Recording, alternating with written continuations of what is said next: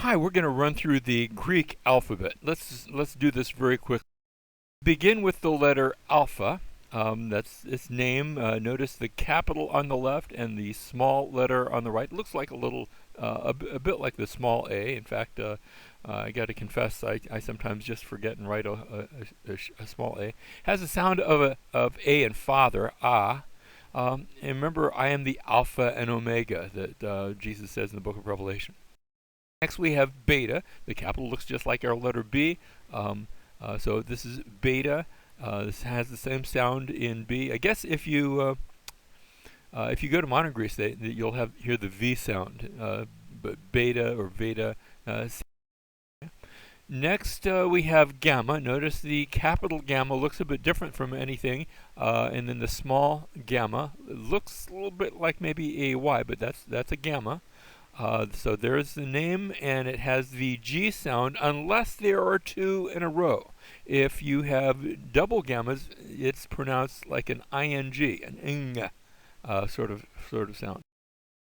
So we have alpha, beta, gamma. Now delta. In fact, the delta, the capital delta, when we talk about a river that has a delta, it's because it's shaped in that delta region. So that's the delta. Both the capital and the small letter, has the D sound. The epsilon, capital, it looks like our E, doesn't have an E sound, it has an S sound, so like in get. Next is the zeta, looks like our capital Z, and notice you start when you're writing it, you start at the top and sort of wiggle on down. Has our Z sound like in zoo. Zeeto is to look or to seek. I'm not sure if that helps you remember anything or not. It just happens to be. An eta. Now I know it looks like a capital H on the H, but it does not have that ha sound. That will be something else that gives you the sound. So this is an eta, like in the word they, that a sound. Our modern Greek if you go to Greece, you'll hear this pronounced as a e. Like in the word key. So that instead of koine, they will refer to kuni. Different pronunciation. Next is theta. Both the capital and the small letter look a little bit alike, so that makes it pretty easy. And that has the th sound, as in theology or therapeutic, that th sound. The word theos. Notice you've already know the theta and the epsilon. Now, we haven't learned the next two letters, but theos is the word for God. Next we have an iota. Both the I and even the small iota look a little bit like a I. That's not too difficult for us. That has the I sound like in fit. Remember how Jesus says in Matthew chapter 5 verse 18, not one iota or stroke shall pass from the law. And use the different word when it comes to the stroke, but that's the word iota. The kappa looks just like and sounds just like our K, so that's the kappa. The K sound as in king. The lambda, that is the same sound as our L, so that's the lambda, like in listen. Next is the mu, so we have the mu sound. Has the sound of our M. The capital looks just like our M. The small letter, I guess if you use your imagination, it will as well. Next is the nu. Now the small nu looks like a little bit like a modern V, but that's not. That's a nu. So that has the N sound, like in name. Next is the xi. Now think about xi. That sounds a little bit like our X, but it doesn't look like our X. This is a xi. And it has that x sound, sort of a ks sound almost. Next is the omicron. Omicron has the ah sound. It looks like our O, but it doesn't have an O sound. It has an ah sound. So, for example, offering, that would have that omicron sound. When used by itself, the omicron with notice there's a little, looks like a comma over it. I'm going to get to that in a minute. That's a rough breathing mark. And when you see that mark, we'll get to that in a minute, it has the H sound in front of it, so that's ha, and that's actually the definite article. That's the word the. When you talk about the apostle, ha apostolos would be that word. Next is the P, or if you want to call it the pi. The has the P sound just like in our word pray or pair or anything like that. It's used today to describe the circumference of a circle when we talk about pi being the circumference of a circle. Next is now this looks like, the capital looks like a P, but this is the rho. This is the rho sound, and it has a R sound to it. So rho, as in the word ring or revolve. Next, now notice I've got two small letters. These are each the sigma. First we have the capital, and then we see the sigma looks a little bit like an O with a stem on the upper side of it. But when it appears at the end of a word, then it's going to look different. So it's still a sigma. It's still pronounced the same way, but if it's at the end of the word, it will look a little bit like our small s.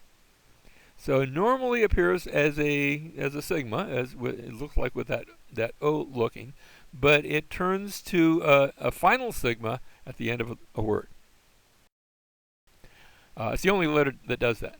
Next we have the tau. Looks like and sounds like our T. So this is the tau, as in teach or tool, anything with a T sound. Next we have the upsilon. Now that looks a little bit like a U, especially the small letter. The capital upsilon looks like our Y, but it's a vowel. So that's the upsilon. And the sound it makes is like duty, the oo sound, upsilon. The Greek word upsilon, upselos, actually means high. I'm not sure if that helps you remember anything or not. We probably won't get to that for a long, long time, but that's just a little point of trivia. Next we have the phi. Phi. There's nothing in English that looks like that. It looks like sort of like a zero with a line through it, but it has the F sound, or I like to say the PH sound, like in phone. And I say that because it's going to be sometimes related a little bit to the pi or the P. But so maybe instead of thinking of it as an F, think of it as the PH sound. Next is the key. The key, and now I notice I put CH instead of a K because there's a separate sound for the K, the kappa, even though they sound alike.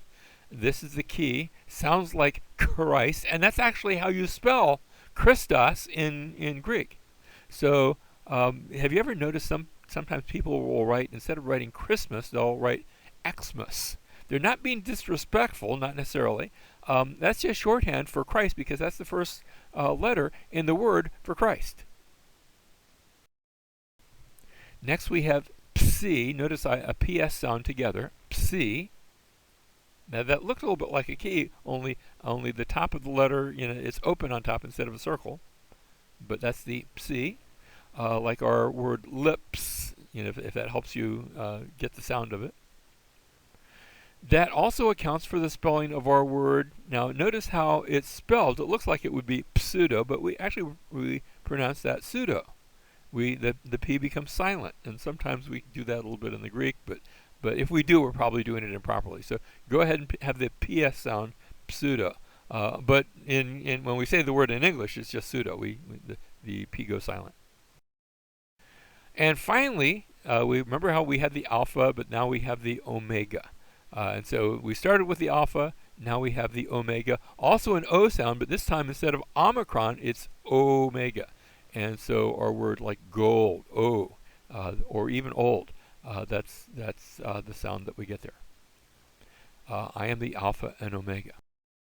Now notice the vowels. In English, our vowels are A, E, I, O, U, and sometimes Y. In Greek, they are alpha, epsilon, eta, iota, omicron, upsilon, and omega. So I've actually got more vowels in Greek. I've got more vowels, and there's a relationship.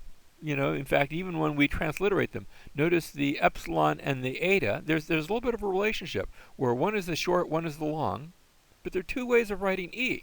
We're not going to call it e. We're going to call them epsilon and eta. And also notice there's two ways of writing o: the omicron and the omega. Now next we have the breathing mark. Breathing, and there's going to be two of those. There's a rough breathing mark.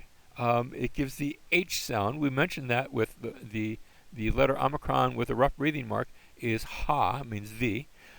Here's another example. Now, unfortunately, I've got two marks here. I've got both the rough breathing mark and also the accent. I'm not talking about the accent. That's not really, but that word hagios. It's not just agios. It's hagios with an H sound in front of it because of that first mark that's over the alpha. That's called a rough breathing mark. Next, we have a smooth breathing mark, and the smooth breathing mark is silent. So there's our word apostolos. It means apostle. By the way, hagios means holy. Apostolos, and you say, well, what does the smooth breathing mark do? It doesn't do anything. It's silent.